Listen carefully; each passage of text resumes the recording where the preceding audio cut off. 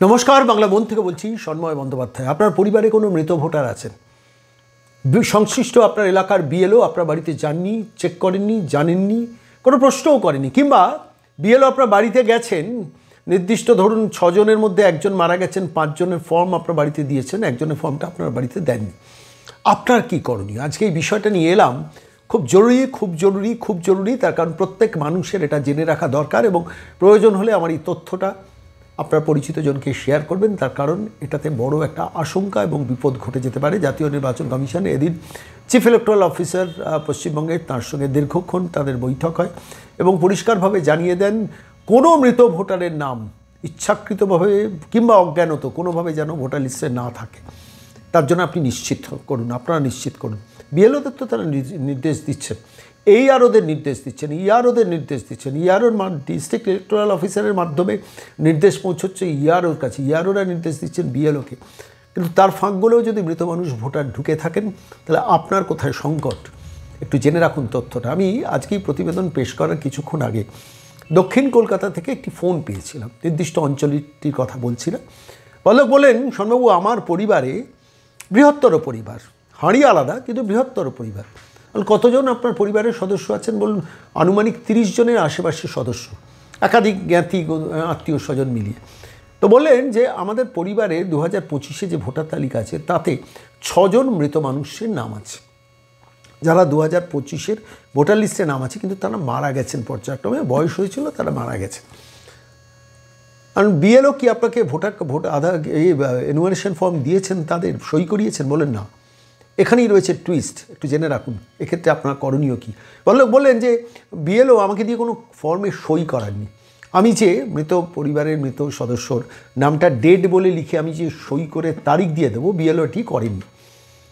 তো বলছেন যে আমার এই ঘটনার পর আমার কাছে পুরো ব্যাপারটায় একটু কোনো একটা জায়গায় সন্দেহ লাগছিল। তো আমি বিএলওকে ফোন করলাম, যে বিএলওকে বললাম যে আপনি আমার পরিবারে যে 6 জন মানুষ মারা গেছেন, যাদের নাম 2025-এর ছিল বা আছে, সেই নামগুলোর ফর্মগুলো আমাকে দিয়ে আপনি সই করালেন না কেন? কিংবা আমি তো ডেথ সার্টিফিকেট জেরক্স করে আপনাকে দেবো বলে বসে আছি, আপনি তো নিতে আসেননি। সংশ্লিষ্ট বিএলও, ভদ্রমহিলা বিএলও, তিনি বলেছেন, আমরা যা করার করে দিয়েছি। আমরাটা কারা? বিএলও এবং বিএলএ।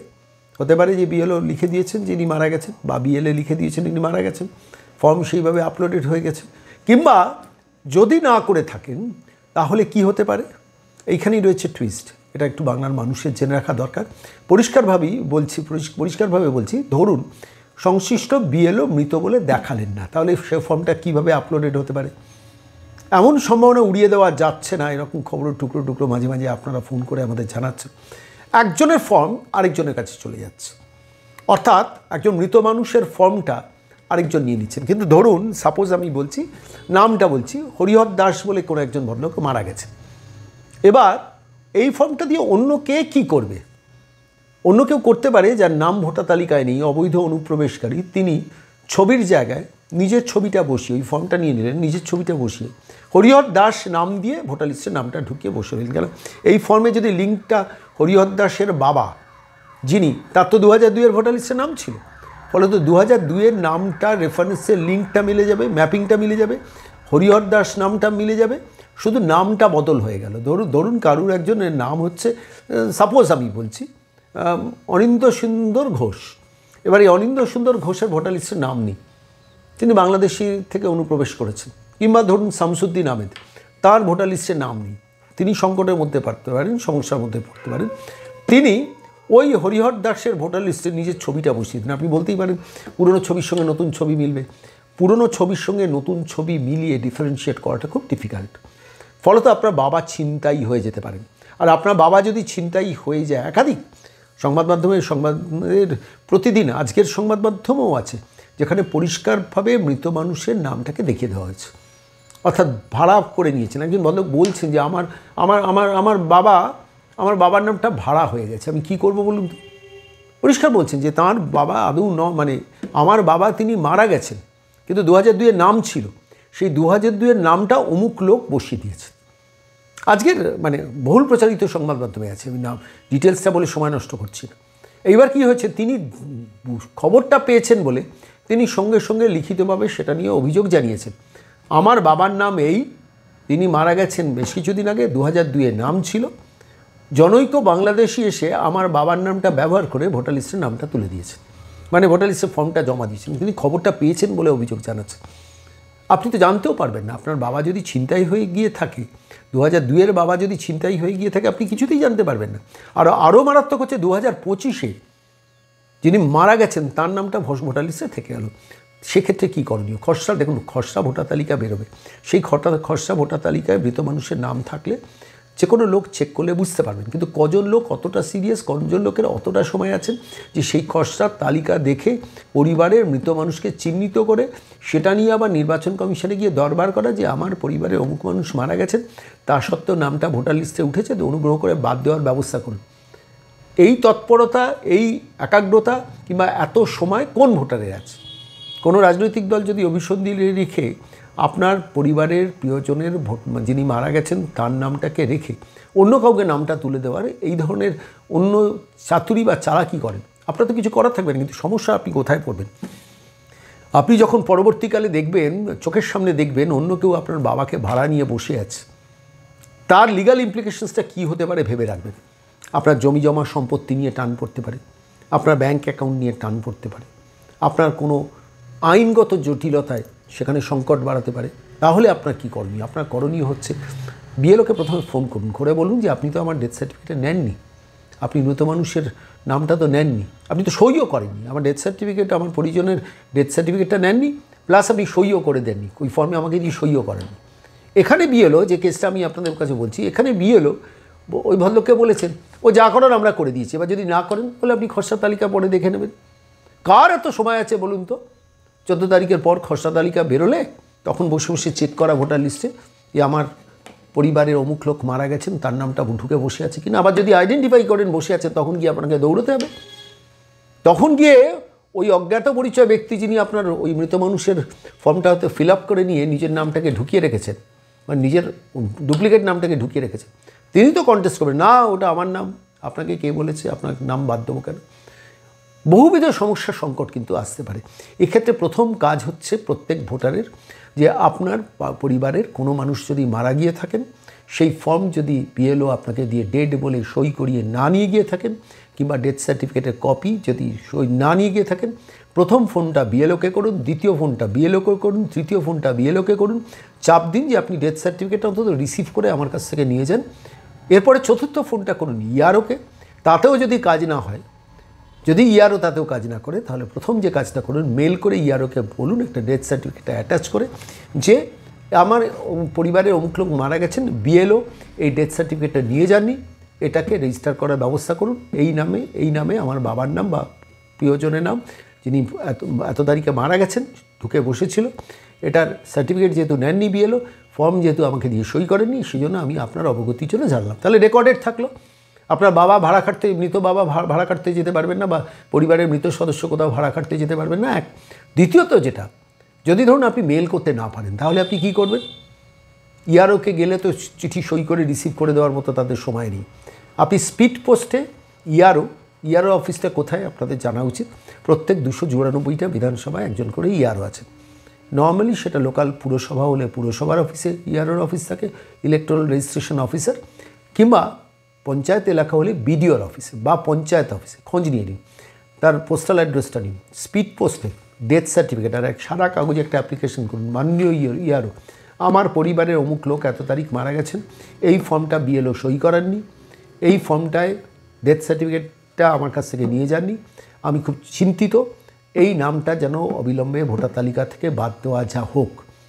এইটাকে নিজের সই করে নিজের দরকারে ভোটার কার্ডটা বা আধার কার্ডটা জুড়ে দেবেন আপনার পরিচিতির জন্য, দিয়ে সেটা স্পিড পোস্টে ছেড়ে ওই ডকুমেন্টটা হাতে রাখুন। তা নাহলে আপনার মৃত পরিবারের মৃতজনের নাম যদি কোনো কারণে ভোটার তালিকায় অন্তর্ভুক্ত হয়ে থাকে, অর্থাৎ কেউ আপনার বাবাকে ভাড়া নিয়েছেন বা আপনার নিজের পরিজনকে ভাড়া নিয়েছেন, আপনি সাইলেন্টলি কিন্তু সমস্যায় সংকটের মধ্যে পড়তে পারেন। খুব সিম্পলভাবে আমি আপনাদের কাছে বোঝালাম। প্রথমত বিএলওকে ফোন করুন, দ্বিতীয়বার বিএলওকে ফোন করুন, তৃতীয়বার বিএলওকে ফোন করুন। তিনি বলবেন আমি যা করার করে দিয়েছি, বলে ঠিক আছে আপনি ডেথ সার্টিফিকেটটা বলুন আপনি কোথায় আছেন, আমি আপনাকে দেবো, আপনি সই করে নিয়ে নেবেন যে আপনি পেয়েছেন। তাহলে আপনার কাছে ডকুমেন্ট থাকলেও যে বুথ লেভেল অফিসার আপনার পরিজনের ডেথ সার্টিফিকেট নিয়েছেন, সেটা যদি রাজি না হন, ইআরওকে ফোন করে জানান। ইআরও যদি বলেন ও বিএলওর সঙ্গে কথা বলুন, বিএলও কোনো নন কোঅপারেশন করছেন, বিএলএদের ভরসা করবেন না। কেন ভরসা করবেন না? তারা তো অফিসিয়াল লোক নন, তারা তো রাজনৈতিক দলের লোক। তারা মৃত মানুষের ভোটার লিস্টে নাম ঢুকিয়ে রাখাটা তাদের রাজনৈতিক স্বার্থে করতেই পারে। বিএলএ বলতে রাজনৈতিক দলে যারা প্রতিনিধি, কিন্তু বুথ লেভেল অফিসার তিনি যদি করেন তিনি শাস্তির মুখে পড়বেন, এটা গ্যারেন্টেড। আমি আপনাকে বলছি, খসড়া তালিকায় যদি একজন মৃত মানুষের নাম চিহ্নিত করেন, তখন প্রথম শোকজ খাবেন কিন্তু বিএলও, দ্বিতীয় শোকজ খাবেন বিডিও, এই আর ওসি ইলেকশন, তৃতীয় শোকজ খাবেন কিন্তু ইআরও। একাধিক লোক ইতিমধ্যে জেলে যাওয়া শুরু করেছে অন্যান্য রাজ্যে। পশ্চিমবঙ্গটাকে একটু ধরে খেলছে নির্বাচন কমিশন, দেখছেন যে কতজন এই আরও বিডিও র্যাঙ্কের অফিসার বা ইআরওরা জালিয়াতির অংশগ্রহণ করছেন এবং কোন কোন বিএলও এই জালিয়াতিতে অংশগ্রহণ করছেন। কিন্তু আপনি একজন ব্যক্তি নাগরিক, আপনি কিন্তু দয়া করে নিজের পরিবার পরিজনের যদি কেউ মারা গিয়ে থাকেন, দয়া করে এই পথের বাইরে যাবেন না। এই পথটাই কিন্তু পথ, বিএলওকে জানান। আপনি জমা দিয়েছেন, ঠিক আছে, আপনি ডেথ সার্টিফিকেট রিসিভ করতে বাধ্য, আপনি নিন। আপনি ফর্মের কপিটা আপনি তো জমা যদি দিয়ে থাকেন অন্য কথা, যদি না দিয়ে থাকেন আপনি দিন। আরেকটা পথ আপনাদের বলে রাখি, সেটা মৃত হিসেবে আপলোড করেছেন কি না বিএলও, আপনি অনলাইনে চেক করতে পারেন। আপনি বলবেন আমি অনলাইন চেকিং করতে পারি না, লোকাল সাইবার ক্যাফেতে গিয়ে দেখান যে অনলাইনে এই ভোটার লিস্টে যে ফর্মগুলো আপলোড হয়েছে আমি একটু দেখতে চাই। অথবা বিএলওকে বলুন যে আপনি অনলাইনে আপলোড করেছেন, আমাকে দেখান। কারণ আপনি নিজের সংকটকে যাতে না আসে ভবিষ্যতে, তার জন্যই আমি এই প্রিকশনারি মেজারটা বলছি। তার কারণ এ রাজ্যে যে চৌর্যবৃত্তির একটা রাজনৈতিক দল বিচরণ করছে না, যে কোনোভাবে আপনি কিন্তু ক্ষতিগ্রস্ত হয়ে যাবেন। এসআইআর আপনাকে একটা সিকিউরিটি দিচ্ছে, একটা প্রোটেকশন দিচ্ছেন। কোনো বিএলও বলতে পারে না আমি নেব না, ডেথ সার্টিফিকেট তাকে নিতেই হবে। যদি তিনি সত্যি সৎ হন, হয়তো বললেন আমার সময় নেই, তাহলে তাঁর বাড়িতে গিয়ে ডেথ সার্টিফিকেট একটা কপি দিয়ে সই করিয়ে নিন যে আপনি পেয়েছেন, আপনি লিখে দিন আপনার কাছে আমি ডেথ সার্টিফিকেট। তিনি তো কী করবেন, তিনি তো বিডিওর কাছে জমা দেবেন, তার তো বেশি কিছু না। কিন্তু যদিও কোনো রকমভাবে ওই ফর্ম বিক্রি হয়ে থাকে বা কোনো রাজনৈতিক উদ্দেশ্য প্রণোদিতভাবে ব্যবহৃত হয়ে থাকে, তাহলে কিন্তু এই বিএলও কিন্তু এড়িয়ে যাবেন, পাশ কাটাবেন, কিন্তু চাপে থাকবেন। তখন বিএলওকে বলে আসবেন আপনি নিতে চাইছেন না তো, আমি কিন্তু নির্বাচনী দফতর অর্থাৎ লোকাল বিডিও দফতর কিংবা লোকাল পুরসভা দফতরে লিখিতভাবে জমা দিচ্ছি। পরবর্তীকালে যদি এই আমার পরিজনের প্রিয়জন যিনি মারা গেছেন তার নাম খসড়া ভোটার তালিকায় ওঠে, তাহলে কিন্তু সংকটে পড়বেন আপনি। এই কথাটুকুর বাইরে অতিরিক্ত কোনো কথা না বলে ফর্মটা নিয়ে চলে আসবেন, পরের দিন বিডিও অফিস বা পুরসভা অফিসে গিয়ে দিয়ে দেবেন। খুব দ্রুত করবেন, সময় নষ্ট করবেন না। আমরা যা খবর পাবো সেই নিয়ে আপডেট রাখবো, কিন্তু নির্বাচন কমিশন কিন্তু কঠোরতম অবস্থান নিচ্ছেন। কোনো বিএলও কোনো মৃত মানুষের নাম ভোটার লিস্টে ঢোকালে জ্ঞানত 2 বছর পর্যন্ত তার জেল হবে। নির্বাচন কমিশন ইতিমধ্যে সতর্ক করে দিয়েছেন। তারা সমস্ত পুরসভা office, panchayat office, BDO office, ration office, এমনকি আধার ডিলিং যেগুলো, ব্যাংকের ডকুমেন্ট সব জোগাড় করেছেন, করে এবার স্ক্রুটনি করছেন যে কোন বিএলও কোন মৃত মানুষের নাম আপলোড করেছেন। ধরা পড়লেই কিন্তু তার বিরুদ্ধে এফআইআর, শোকজ, সাসপেন্ড হবেন, জেলে যাবেন, সেটা তো তাঁর ব্যাপার। কিন্তু আপনি একজন ব্যক্তি নাগরিক, আপনি কি বিপদে পড়তে চান? যদি বিপদে না পড়তে চান, অন্তত এই পথটা নিন, লিখিতভাবে জানিয়ে রাখুন।